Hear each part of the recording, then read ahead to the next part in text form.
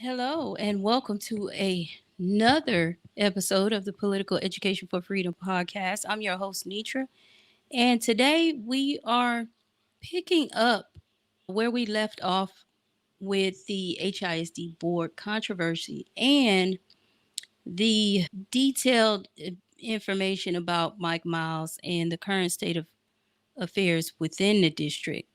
Before we get started, be sure to visit our website at Political Education for Freedom for additional resources and insights. Follow us on all social media platforms at Educate to Free Us.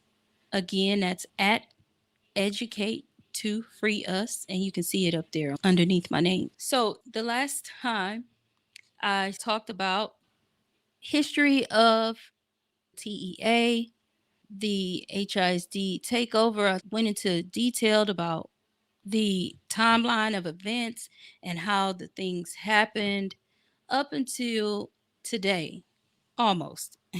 Anyway, so I mentioned that there was some funny business going on with the board, which I didn't get into a lot of details. The most that I said before was that the board violated open law by having a secret meeting, basically, to vote out the interim superintendent, Dr. Latham.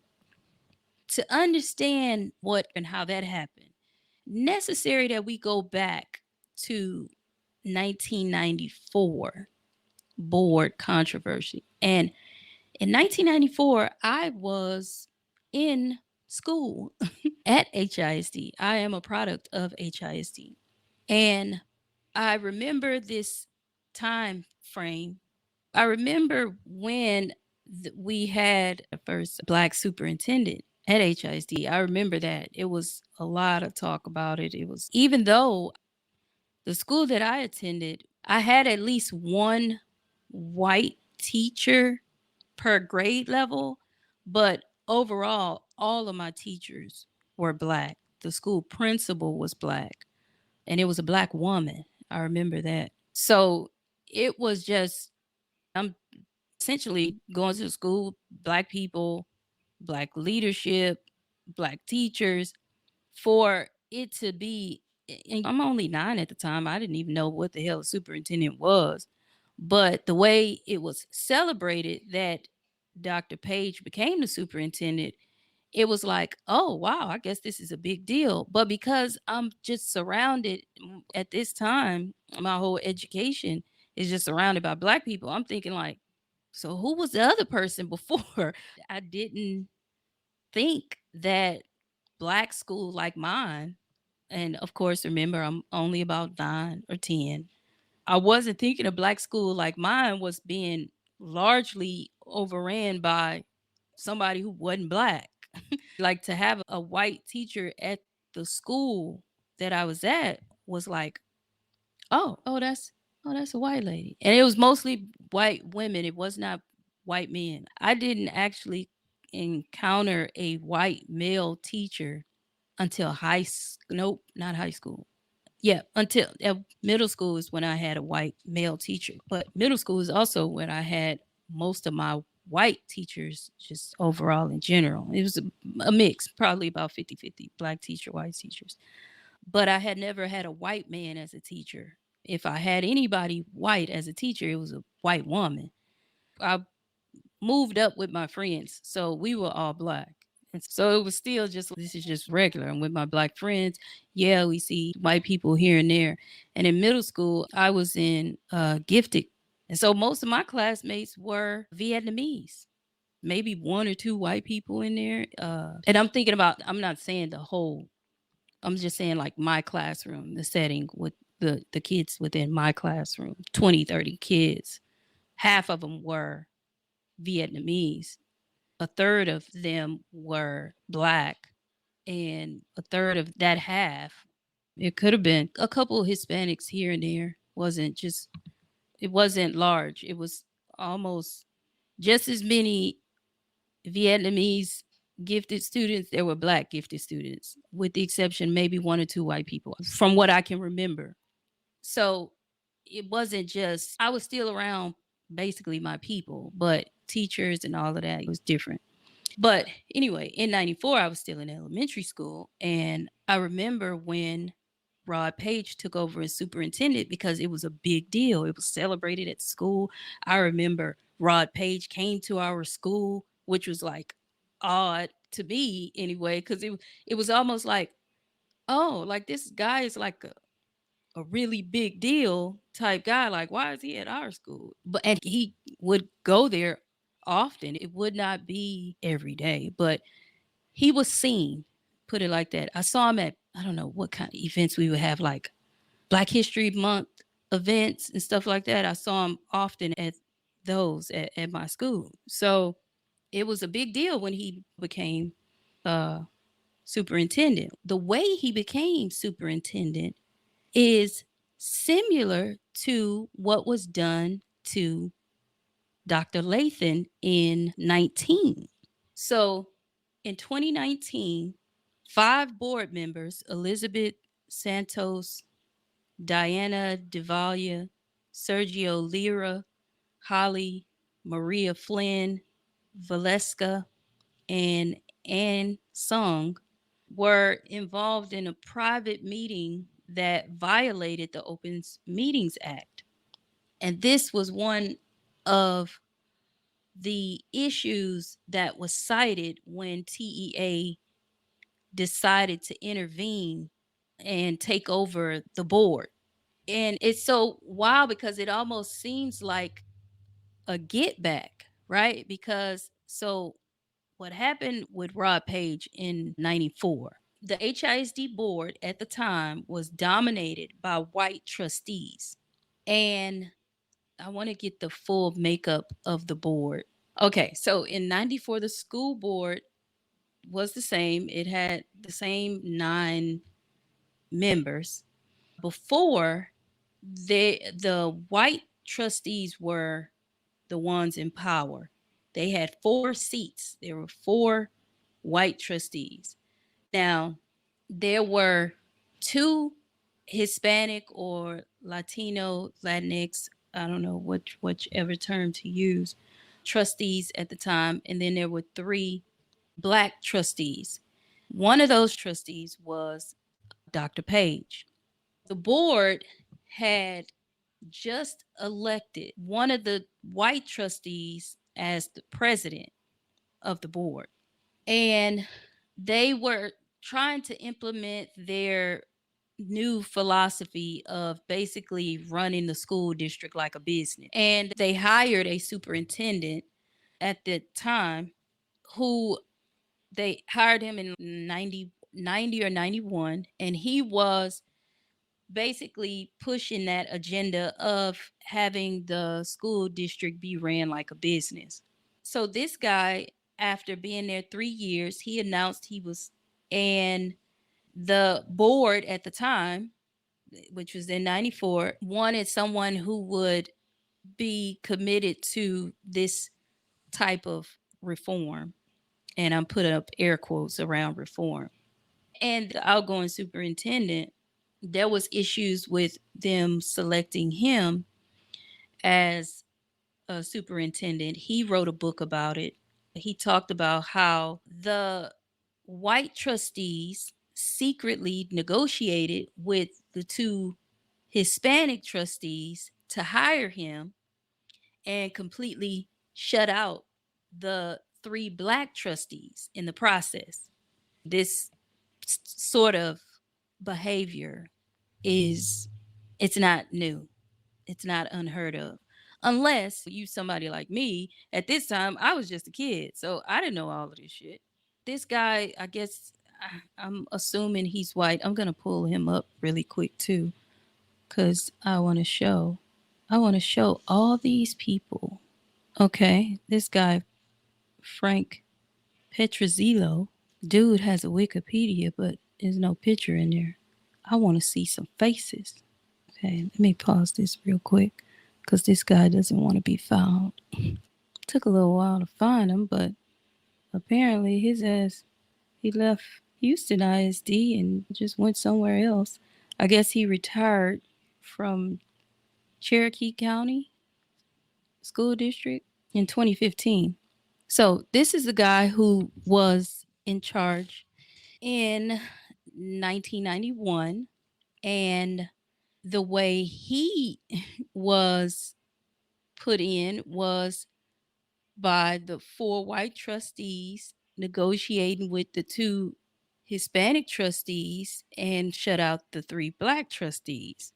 Now, if we fast forward to 94, they met in closed session, which is somewhat not, I guess this is not too much controversy there, but there is some secret done here. So in 90, the school board voted 5-3 to ask Dr. Page to resign his board seat and take the job of superintendent, which made him become the first Black superintendent in the history of Houston ISD. They gave no notice to the public, and there was no discussion or hearings about it.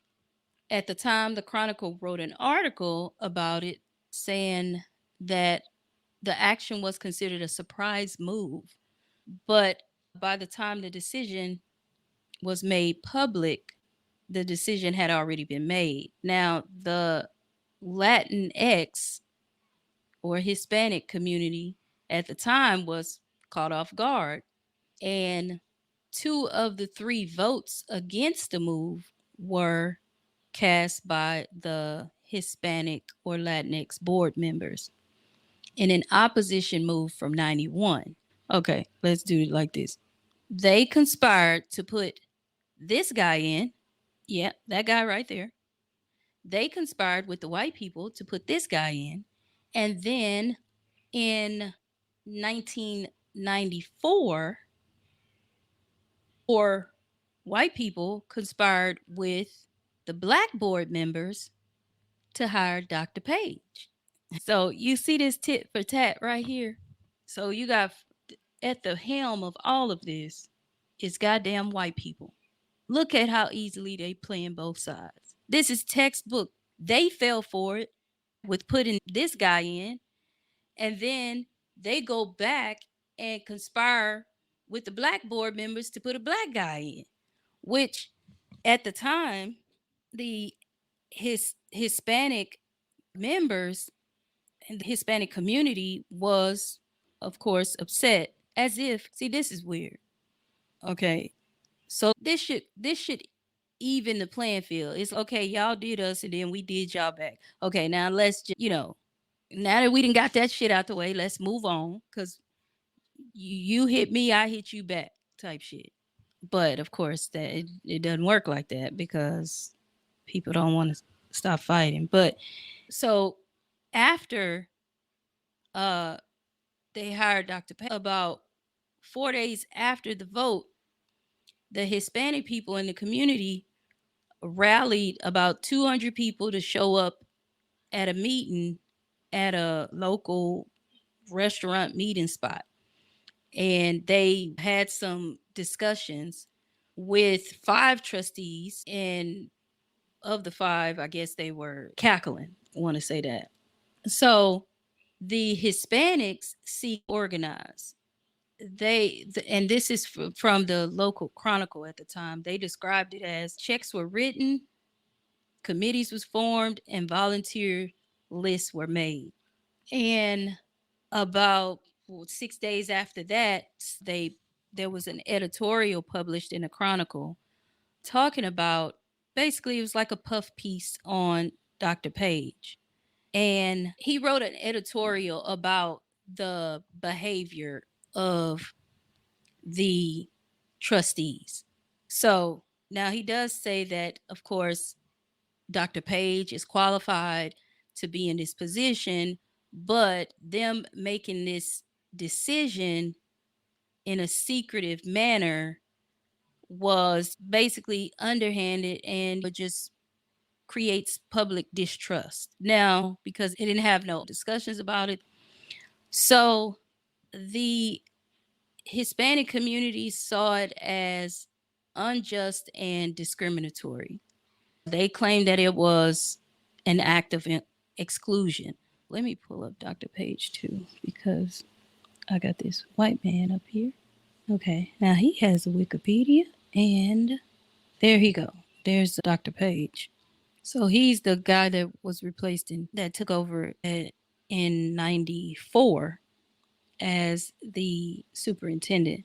And the Hispanic community was upset about it. Now, the Black community was not upset. They pretty much rooting for him. This is the first Black superintendent of schools. This is something that should be celebrated. Not, I guess it's more when that whole hysteria about, oh, there's a black leader, or this black person that's a leader. That's where all the craze is. Not really worrying about how the shit really happened. So some of the trustees had said that they discussed the idea of meeting individually with the trustees. A quorum of board members never met to consider the matter. And this is a quote from one of the trustees saying, we talked about things amongst each other, one on one, maybe one on two, all the time, constantly. And that was Kathy Mintzberg at the time. Conversations are not violations of open meetings. So this is her excuse, or this is her trying to justify whatever happened. Second, because I want to look some more people up. Okay, and it took a little too long for me to look up these other trustees, but so it later came out that a group of four trustees, Page, McAdams, Franklin, and Mintzberg, the one who said conversations are not violations, it later came out that they met up at a hotel 10 days before the vote was taken about talking about putting Dr. Page. After that came out, the Hispanic community started researching the possibly filing of lawsuits over saying the violations were the Texas Open Meetings Act. And this is a state law that prohibits school board trustees from seeking employment from the district in which they're elected. And among other things, they claim Dr. Page's lack of appropriate superintendent credentials. But by this time, Black community had started to rally around Dr. Page. There was church leaders, community members, just pretty much all of these people that I've known growing up, especially in the church. They came around, basically rallied around Dr. Page staying in that position. Now, so they did that in January of 94. In February of 94, the board formalized its offer of employment to Dr. Page, and he began working as superintendent. Now, check this out. A few days later, the Hispanic Education Committee filed a formal complaint with the Texas Education Agency saying that the board members had violated the Texas Open Meetings Act and other state laws, which, again, what happened? Triggered a special investigation by the agency. Now, they also filed a lawsuit, which eventually was heard in federal district court about 6 weeks later. And they issued a report detailing their findings, which their conclusion, they said that Dr. Page violated state law when he accepted the job of Houston ISD superintendent before resigning from the board, and that school board trustees may have violated the Texas Open Meetings Act by discussing Dr. Page's appointment in private meetings over the phone or whatever before they voted to hire him. And what happened from here, the commissioner recommended that the board immediately develop a open and appropriate search process to select a superintendent in July of 95, and assigned a TA official to oversee the implementation of the recommendations. The commissioner also turned over the findings of the report to the Harris County District Attorney for prosecution, saying that Page violated the law by accepting the job before resigning. So now the president of the board at the time, Ron Franklin, was pretty pissed off at the findings of TEA's investigation. Now he goes on to say they claim they're supposedly about local control, yet they want to send an Austin bureaucrat to tell us how we should choose our superintendent. And he also said we have to respond to our constituency, which is he's basically saying in so many words, he's in there, and now we got the black community saying he needs to stay there. So he's saying, and we got to respond to our constituency, which is complete bullshit. It's bullshit for his excuse. It's not bullshit that there was a uproar, black backlash about them trying to get him out now that he's in. Hell, remember all of this was done in backdoor secrets. So these are all, the board is all elected officials. So no one is really thinking, because it eventually later came out that this is what happened.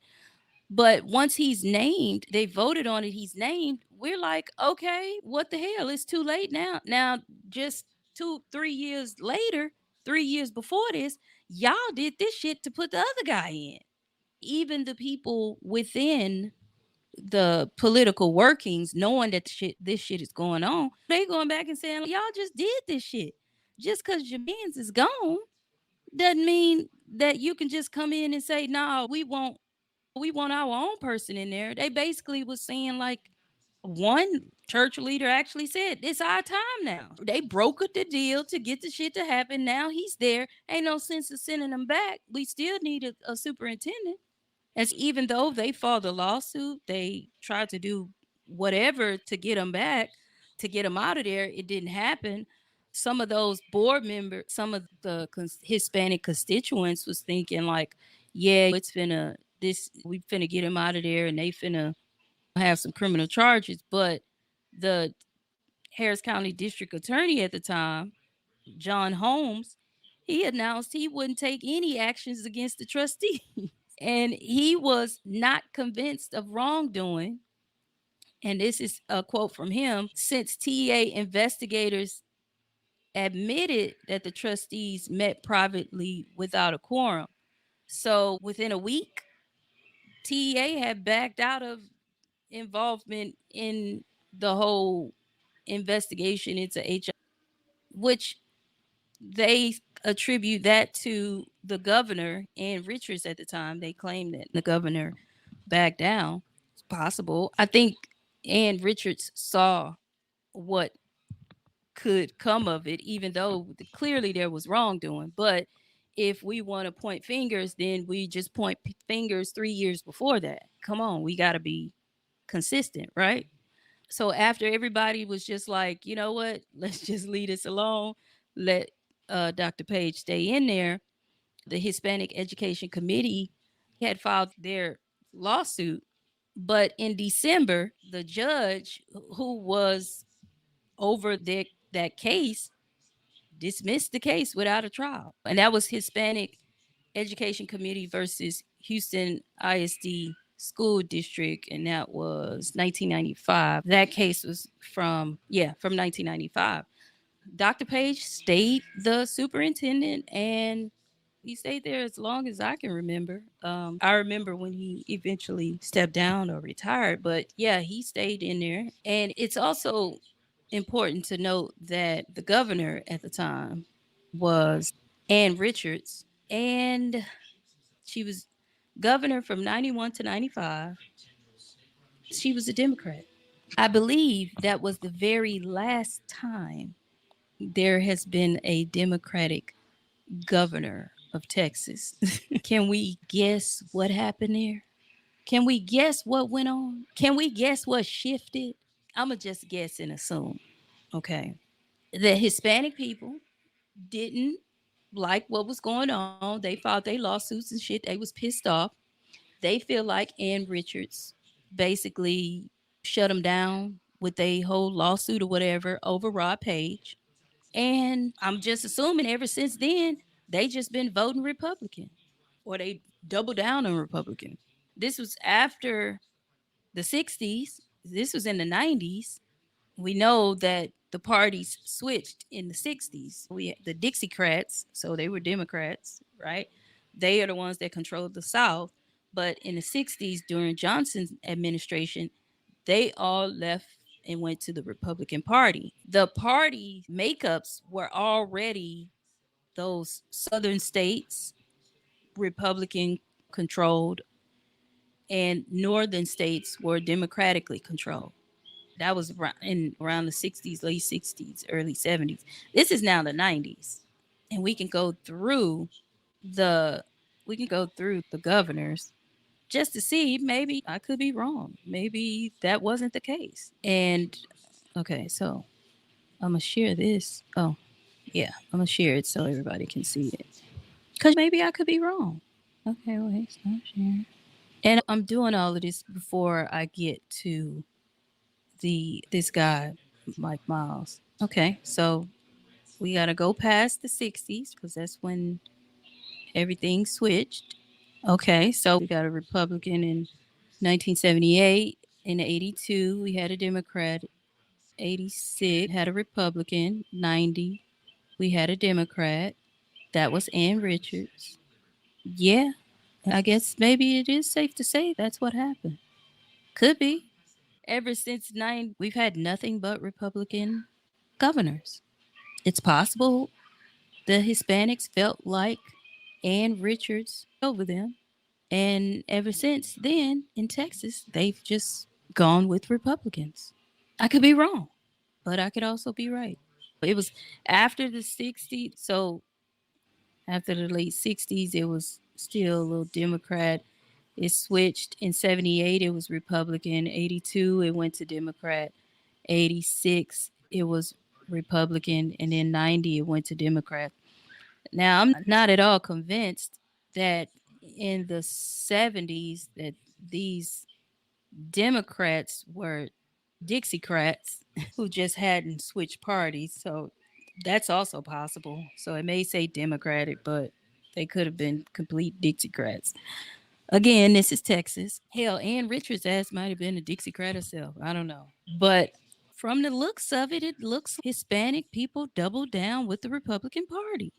Because if we look at the numbers and the population of brown people grew in Texas, even though the population of black people is large and the population of white people is also large, the population of the brown people, I want to say the makeup is much larger than, and then it gets weird there too because you can be white brown if that's what you want to call it. But that's it looks like that's what happened. The population of the largest counties in Texas they're still the largest today. So you have Harris County, Travis County, Bexar County, all of these different they're still pretty much the same with the population. The more outside areas, you can look at a Texas map and it'll show you like where the real deep red areas are. But yeah, statewide, the last time Ann Richards actually lost her reelection. That was in 95. And she lost to George W. Bush. And remember, case was dismissed in 95. So I'm just looking at it. Y'all can tell me if I'm wrong, if I'm looking too deep into it, or if I'm just miscalculating the shit. That's possible too. But if we fast forward to today with the board and what's going on, there were 5 board members, all Hispanic, and I am going to pull up their photos. They voted to oust Dr. Latham. Okay, it was actually 5 of them. You got the president, Diana DeVilla. I wonder if y'all can see this. Okay, there you go. So the board president, Diana, is in the center, joined by trustee Elizabeth Santos. She was one. Holly Maria Flynn. That was another. Sergio Lira. And there's one more that's missing. Annie or Ann Sung. Let's see if we can find her. Okay. Oh, now we're getting close ups of them. All right. So that's Holly. Holly Maria Flynn ass. That's Elizabeth Santos. There you go. It's Ann Sung or Annie Sung. She look like she a Ann. We gonna call her Ann Sung. There go Ann Sung. And oh wait, did I miss Sergio ass? There goes Sergio. Now, with the HISD board takeover, folks, if you want to blame somebody, don't blame those teachers from Wheatley High School or Cashmere High School and all the other schools, because it ended up being 4 schools. Blame them 5 people right there, because they did some fuckery. They pulled the same shit they pulled in 94. Now, in 94 with Dr. Page, they got off smooth. Like nothing happened from that. TEA wasn't threatening a takeover. They wasn't trying to take over the district at the time. Hell, they were trying to charge people, I guess, individually with breaking laws and shit. In 2009, these board members must have forgot to take their damn double shot of espresso or some shit and forgot that in 2015 they passed the fucking law to be able to take over the district, and then backdoored in 20 and passed another law to be able to make sure they can take over the district or have the district sent over, have the district controlled by a damn charter school or charter network. Did they forget? They just so caught up in they shit to where they didn't put all these fucking kids, all of these students under the thumb of Morath, which is the commissioner of TEA. And now they didn't put these babies in the hands of this dumb fuck, Mike Miles. This is their fault. Everything they was doing had nothing to do with the fucking kids. Nothing. It had nothing to do with the poor ratings. Nothing. It only had to do with the fact that they did not want a black woman as superintendent of HISD. They wanted a Hispanic, which they had 2 Hispanics before Dr. Latham, and both of them left. You doing all of this shit to try and get some people in that don't even want to be there. They tried to put in the guy, not the guy before the last guy. So the guy before Dr. Latham, not him, but the one before him, they were trying to get him to come back. I think his name was Saavedra. They trying to get him to come back. He don't want to come back. Obviously, he don't want to deal with you dumb fucks. You can't even remember that the state is doing everything that it can possibly do to take over the district. Now all y'all dumbasses don't have a job. None of y'all was on the side of the governor, meaning you ain't cool with him. So he wasn't finna keep your ass on the board. You screwed yourself. You already had, it was 5 of y'all. Y'all had some of the power. Y'all so fucking stupid. I'm mad because it's y'all fault. Like, you are the reason that this population, more than 50% of the population, is Hispanic. Guess who's getting hurt by you fucking dumbasses? 60% of the school population, meaning the kids. You fucking idiots. And it's not just 60%, because there's black kids in there that's being left behind too, or that's being screwed over too. Not to mention, you just screwed over fucking 1,200 people. 1,200 people. Because in 2019, everybody should be sending these people emails and messages calling them all dumb fucks. Just call them all fucking stupid. You idiots. It's all your fault. Because under the leadership of Dr. Latham, at least she was putting the schools on track to getting out of the failing grades that they were getting. She was on track to do it. They ended up in 2022. Damn, Wheatley was a C. They were graded a C. But you fucking idiots had already in 2019 put the shit in motion for them to do this. This is what happens when people get in power and they get too powerful to the point where they don't give a fuck about nobody. These are the ones who was doing that shit when they could have simply just gave the position to Dr. Latham, let it run its course. All of the shit that was going on. We had COVID, Hurricane Harvey, all of that shit, the fucking freeze, like all of the shit that was going on in this state. And you have 5 fucking bozo clowns to go and do some stupid shit like this. Some fucking racist shit. This looks like the shit that happened in California.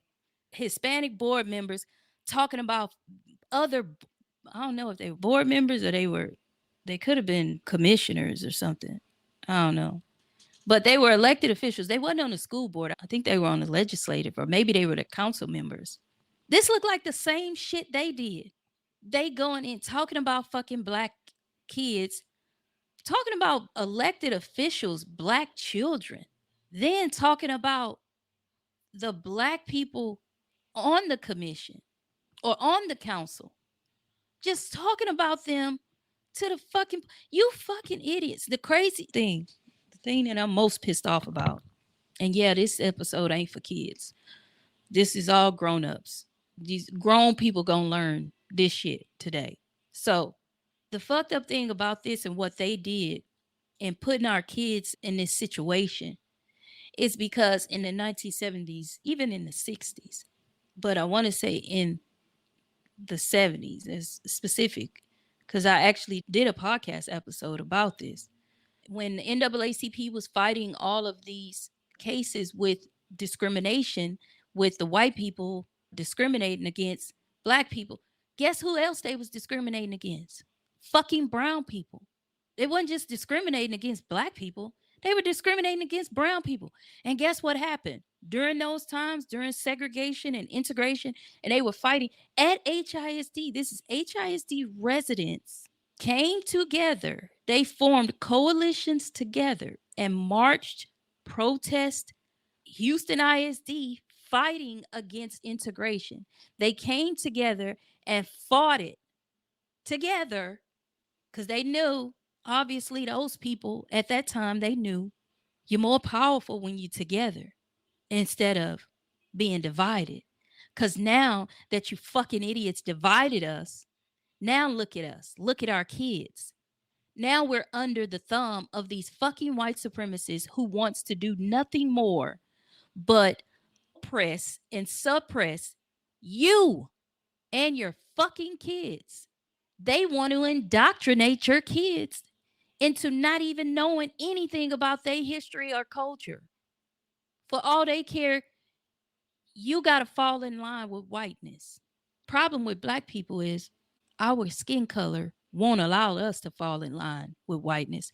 And you 5 fucks over here obviously fell in line with the whiteness because you thought you was white. You thought you could do what those board members did back in 94 or in 91 and then back though in 94. Because we know if it was just the black board members who did that shit to get Rod Page in there, all them motherfuckers would have been out of there. But that was a key thing in that. It was four white board members. They wasn't finna fuck with them.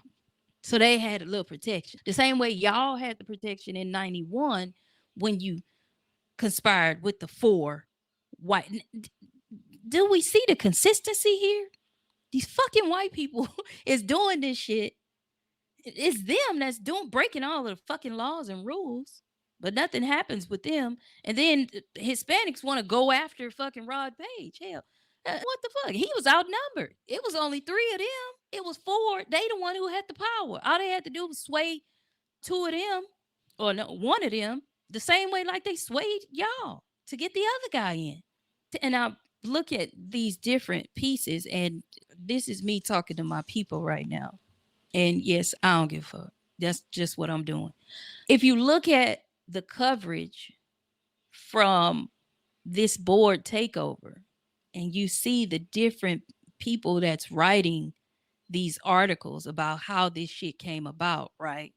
There, it's almost five that just off the top of the head articles that I've combed through over weeks that failed to mention these five fucks. But in previous writings, I saw how they were blaming Dr. Latham. They pissed off at Dr. Latham because Dr. Latham said in to avoid, because remember they had two options, either you lose the board or you give power over the 10 failing schools, which then was lowered to 4. You give the power over to the charter schools. Everybody was against that, understood. But Dr. Latham gave the other option aside from the board being taken over completely, meaning you don't have power to vote your board in. It's a sacrifice that we should be willing to make in order to keep the full control of the district. I'm not sure, but obviously there was something she felt would have been a better option in looking at all the options and what ended up happening in the end. Now, these schools are primarily black. The bulk of them are black schools, primarily black areas. No, I don't want our schools turned over to these fucking loan sharks either. But I'm assuming when you ain't got but two options, either we lose the whole district to TA or we lose 4 or 5 schools to the in district charter school that we already are working with, which they have some autonomy. Or do you all fight her to end up getting fucking fired anyway? Now, y'all were on the board. Giving control of the schools over to the charter network would not have fired the board members. They still would have had their elected positions. They could have been reelected. This TEA takeover is at least 7 years. Mike Miles came in and gave a plan for 2 years, or so he say it's 2 years, but he can be there up to 7 years. And the commissioner can send his ass off and put somebody else in there. They don't have to keep Mike Miles. They can put somebody else in there.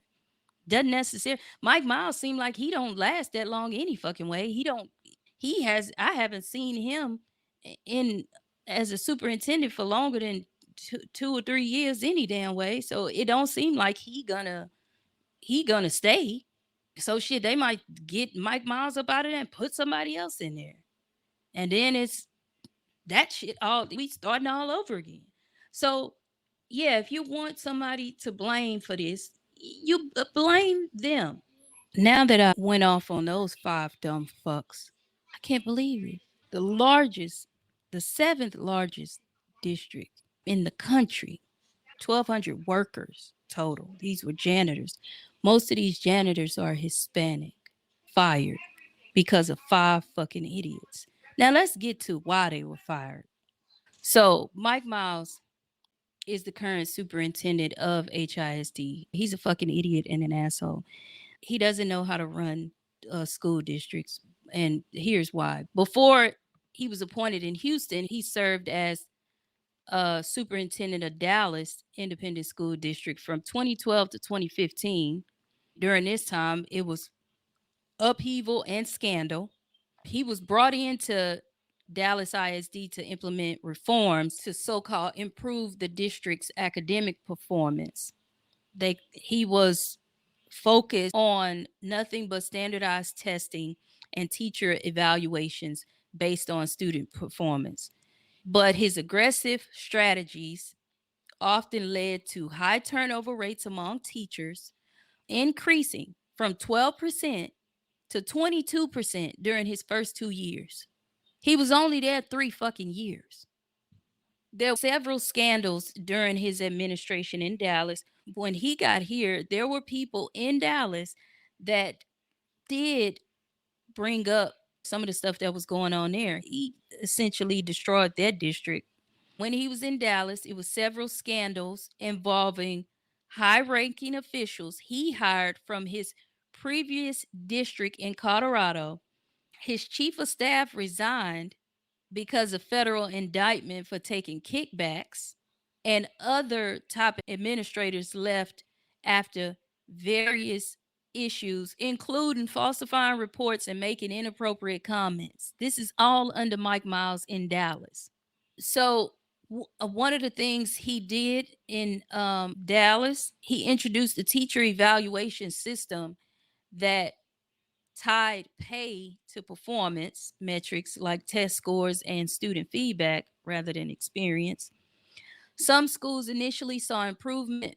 The gains were not sustainable once additional funding and stipends dried up, which led to a decline in performance because experienced teachers left for better opportunities. Remember that 12 to 22 people were leaving in droves.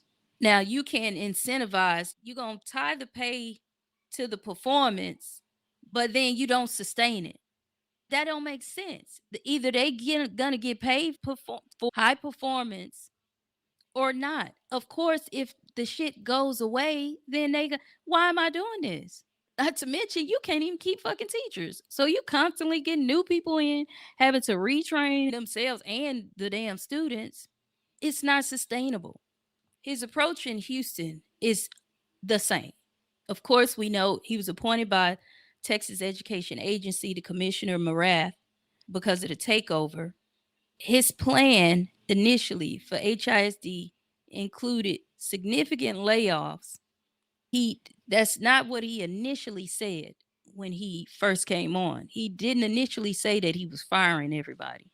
But now he's saying that there's a 450 million budget gap and that they have to lay off a bunch of people.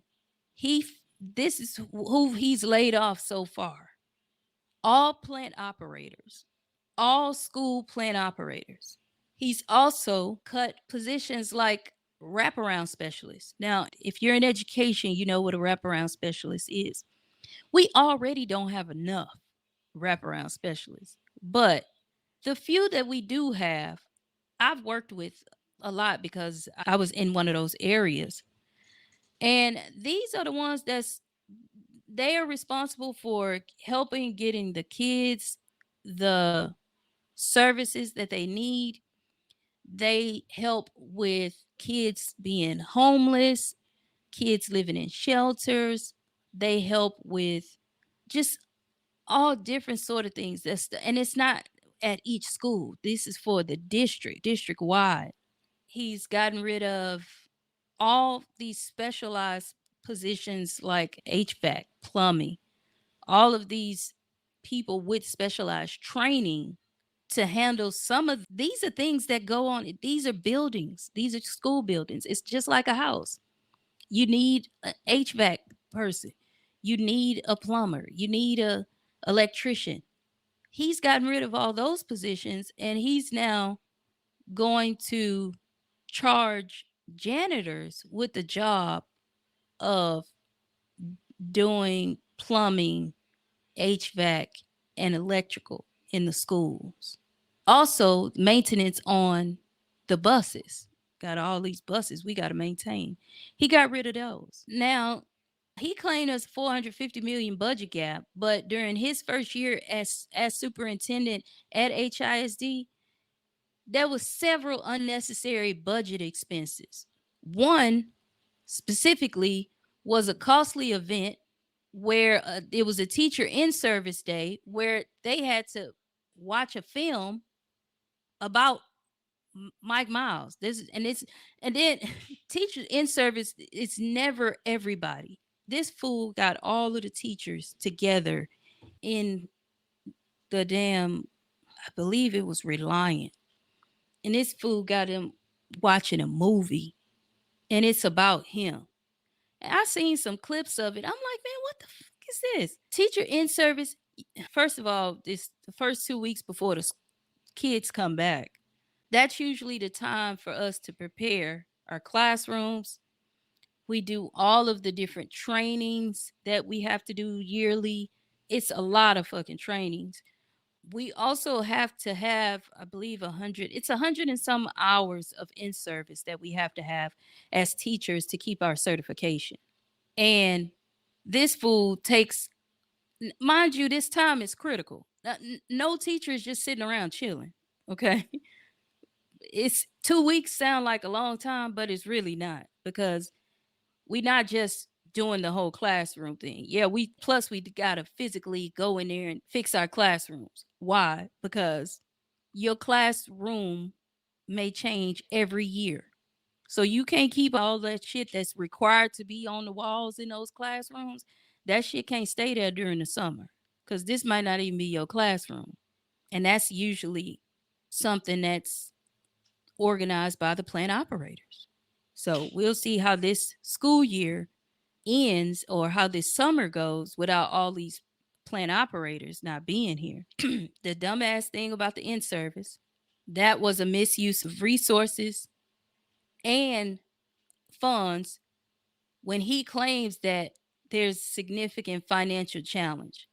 The other thing he did was he made the decision to end a no cost Verizon program that provided internet access and laptops to 56,500 HISD students. This, there was no cost. This was a partnership. It served no cost. Now, this is what he wants to do, because this is, if you consider this line item in the budget, it's, the item is then made up for because of the partnership. So it's no cost to, it didn't cost the district, and it don't cost the kids. But he got rid of it, and he wants to choose his own vendors to provide this service or a similar service to these students, which is now a line item that's not made up for. There is no funding to cover this. He now just wants to use his own vendors. Now, who is the vendors that he's using? Wanting to pay them checks out of the HISD budget. This would be actual cash instead of it being a program like the plan through Verizon. This provided laptops and internet access. Specifically, the internet access was a big deal. So they would give them mobile, they were like mobile hotspots. And they wasn't like a mobile phone. It was just wherever they are, they got electricity. These were portable, and they used the cell phone towers to get the signal to provide the Wi-Fi. And I had a lot of kids that were homeless, like living on the street. And the library ain't open all day. But wherever they would lay their head, because they would be couch surfing or whatever, they had internet where they went. They could plug up the little mobile hotspot. They had access to be able to do the work and do the things that was needed for them to excel in school. He's getting rid of that. Now, this is something that Dr. Latham helped put together to close the gap of the digital divide. And then this fool comes in and just opens the gap right back up. It's stupid. Another thing that's going on with Mike Miles, in November of last year, a mysterious payment appeared on HISD's financial ledgers to cover Mike Miles's moving expenses and a temporary contract at the beginning of his tenure. This is about $64,072 was given to him over 3 payments in late June of 2023. This raised concerns about conflict of interest and violation of board policy, because the HISD policy says that no employee, including superintendent, can be involved in business paid for with district funds. His communications people said that he was paid $42,000 $981.12 for his work between June 1st and June 22nd, and $25,000 in moving expenses. Two other checks for $14,860.06 and $6,231.10 was issued in error, and supposedly they were voided in June. They also claim that his salary was set to $1,473 per day under the interim contract to align with the former superintendent prorated salary of $360,000 a year. They then later raised that to $380,000 a year with his permanent contract. Now, the interim contract pay is different from the permanent contract pay. It's about $100,000 less. They pay you more when you're interim because shit, this ain't promised. Shit, this day for day type. He went in there and asked them for some more money for him to be the superintendent. He asked for 2 million, 1 or 2 million.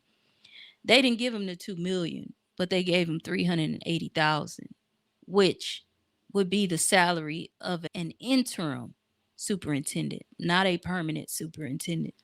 There's, of course, some people that are against him. Houston Federation of Teachers, they passed a vote of no confidence.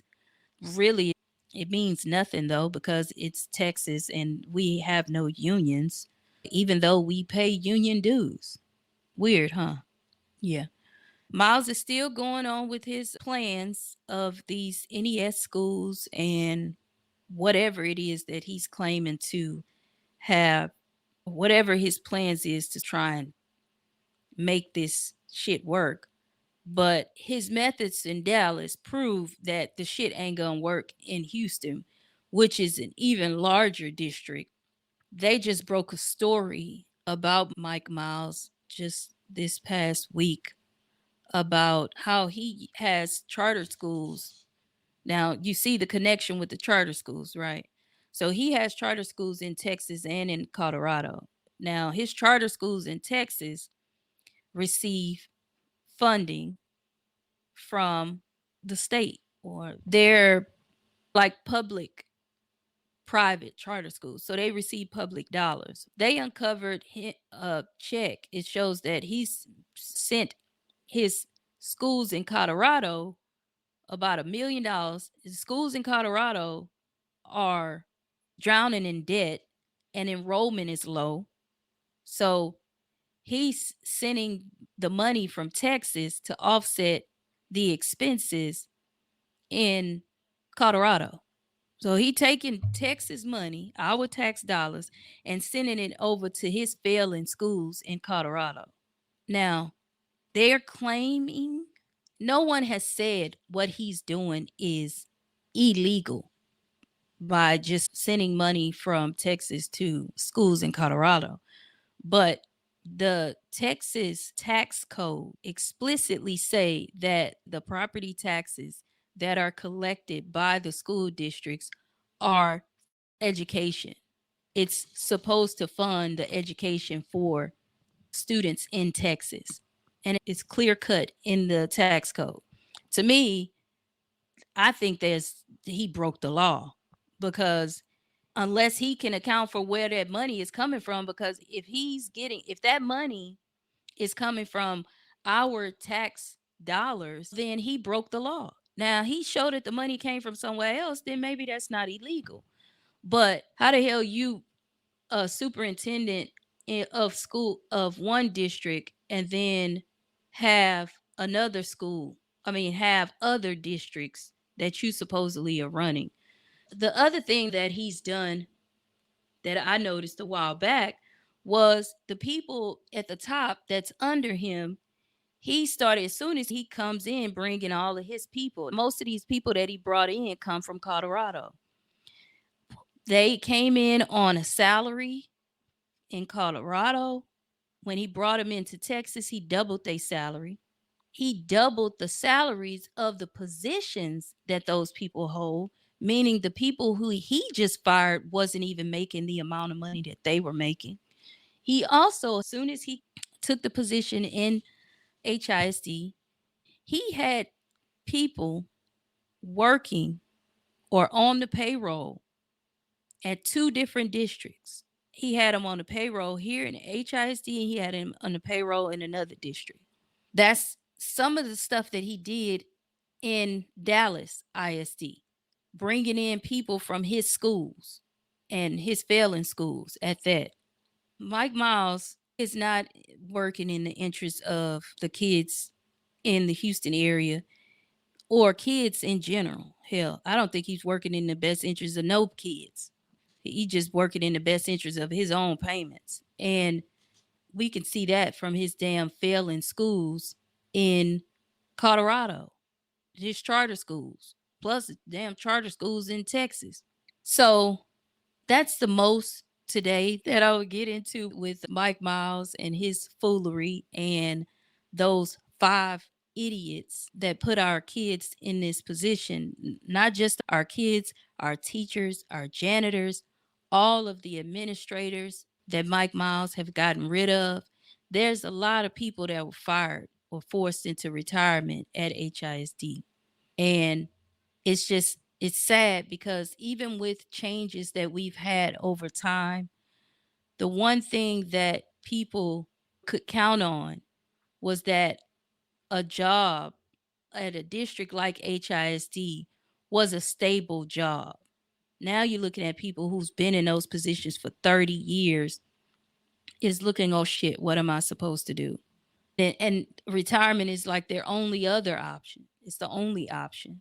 So I think it's within the best interest of everyone, if you in Texas or not in Texas, to appreciate voting and appreciate being able to locally vote for your school board members, to be able to work in the best interest of your students or your kids.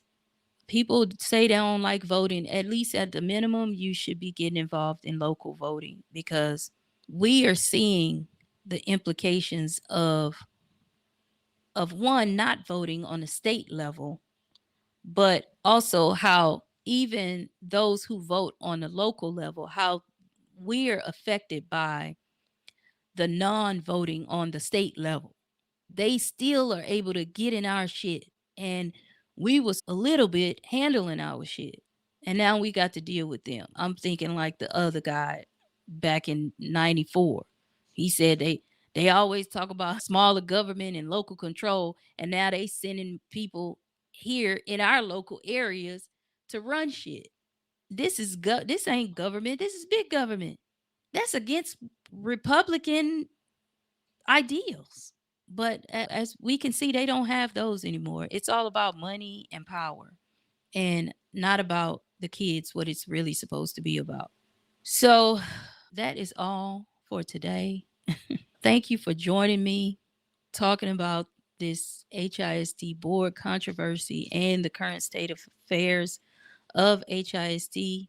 I will have another episode, another follow up episode, talking about the charter schools, and not the good charter schools, but the charter schools that are spending $15 million on private jets, and how something like that is even possible. But remember to visit our website at politicaleducationforfreedom.org. If you've enjoyed this episode, please subscribe to Political Education for Freedom podcast and follow us on all social media platforms at Educate to Free Us. Thank you for tuning in today. I appreciate it. Until next time, keep pushing forward for freedom and education.